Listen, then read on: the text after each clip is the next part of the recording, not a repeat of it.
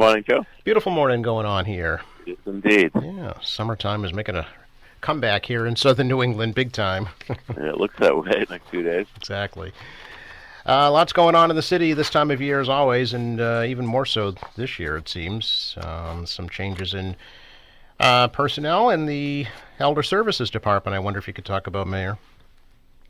Yeah, certainly. As we've talked about, we had some challenges at the Kennedy Center with the operations and some financial irregularities and all that is still under police investigation. But I felt there was enough there for me to fire Mr. Clasby and move on for the programming and for the center. And I've chosen Michelle Hanley, who has been our recreation director for a number of years, who has worked with the Kennedy Center and the folks down there in Senior Olympics and other programming. I think she'll be a natural fit. She's a good manager. She obviously over the years has incredible experience in organizing, that's for sure. She knows budgets. She knows how to deal with people. So I think she'll do an excellent job at the center for the seniors. Is that effective immediately? Well, there's a transition period. We've got to, this is a busy time of year for the rec department. Yes.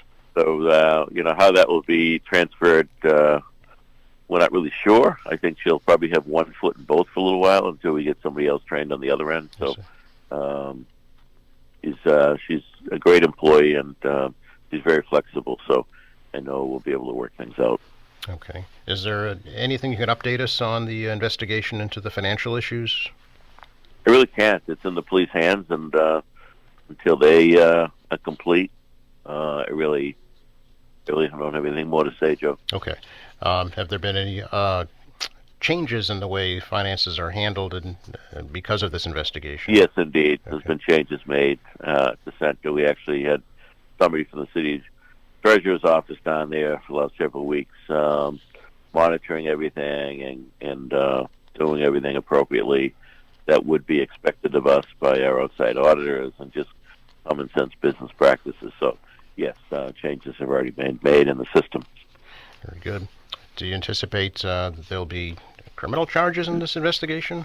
I really don't want to speculate. Okay. Just certainly as mayor, appointees serve at my pleasure, and there certainly was enough for me there to terminate Mr. Clasby based on what I have seen.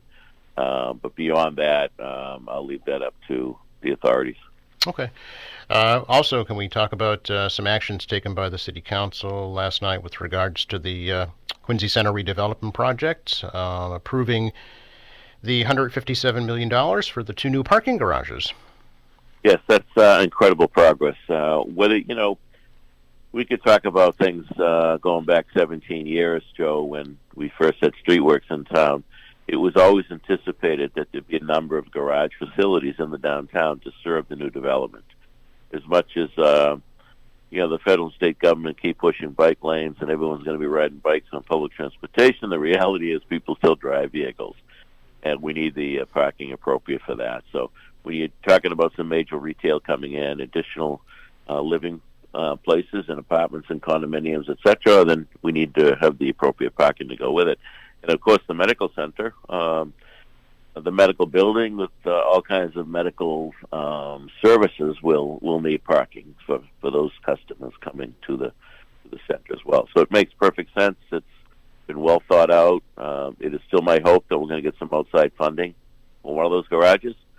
But just like we do with the school building authority, we move ahead with the full authorization of the bonding, and then we get reimbursed. Then we don't have to fully access the entire bond. So kind of a similar theme with this as well. But it's a huge vote. I thank the City Council, applaud their efforts on continuing the momentum in the downtown, which continues to be a bit of a renaissance down there. I mean, the downtown that we inherited was not a pretty one and not an active one. And we've made tremendous progress working together. There's been hundreds of millions of private investment as well as public investment down there, and of course it has an effect on the entire city. So I really appreciate the work of the council on this and their due diligence, and of course my staff, Chris Walkham, the planning department team, and the financial team, and my legal counsel. I mean, everybody works very, very hard on this stuff. We have the best at the table, to make sure we get it right. But it continues. The progress continues. I mean, we're not letting up. We got to get this thing finished. Now, when will construction on these garages begin? Well, I think you'll see by July the IHOP building coming down and the subsurface work being done, remediation of the soils there, and structural fill brought in, and shortly after the garage start to go up. And I think I haven't seen the latest schedule from Fox Rock, but my guess is they'll be in the ground by the fall. So there'll be a lot of construction activity in that part of the city, and it's really exciting, Joe. So this stuff isn't easy, putting these deals together. Yeah. You know, I mean, we're talking about the garages, but the garages are really the center of each of those development blocks on either side of the bridge. So without the garage, those don't happen. So garages first, and then the developments? Essentially, yes, because you need a place for people to park, both construction people, and, of course, the garage, in the case of the DJ McKinnon Atlantic Development Project, is kind of at the core of the site. Mm-hmm. The stuff then will be built around the garage, the housing and the retail, etc. So, yeah, there's a method in the madness. Staying downtown, the council also approved the latest amendment to expand the URDP district. Yes, and I appreciate their work on that as well. It makes sense. I mean, when we, looked at this years ago, the first URDP, the concern was if you went too far initially, it might be too big to understand and for people to really follow. But now that we have gone through a number of iterations and been successful, it just makes sense for this to be the next step in fulfilling the potential of the entire downtown. So, again, another huge step, and this allows us, it's another tool in the tool chest for development.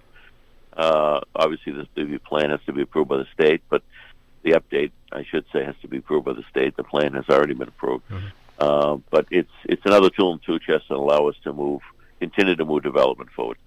So does this then, once it is approved, or if it is approved by the state, then allow for land purchases? It does. It allows us, you still have to go back to the body for individual purchases, but yes, it would allow for that. Okay, very good. Also, Mayor, can we talk a little bit about the proposed salaries for the mayor and city councilors that came up again last night, and how you arrived at those latest numbers? Well, first of all, this is the first time, an actual ordinance is brought to the council. Mm-hmm. As you know, we had an outside study done from a national firm outside of any ties to Quincy or Massachusetts. We thought that would be the way to go. But as you know, in this business, there's no easy way to do this, and there's no win, so to speak. So when that study came back immediately, which always happens, the press goes to the high number, and all of a sudden it takes on a life of its own.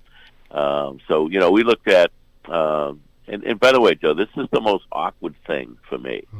It truly is. The only way the mayor gets a salary increase is if the mayor brings in that increase.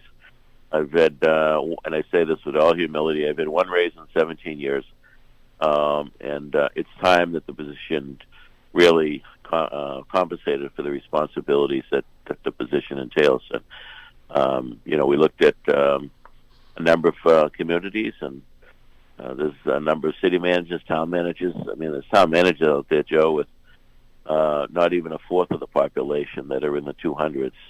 It's pretty remarkable.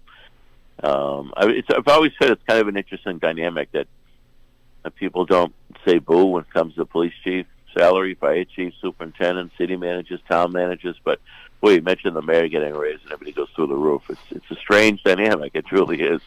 The mayor in Quincy, it's a strong mayor form of government. The mayor is the CEO of the city.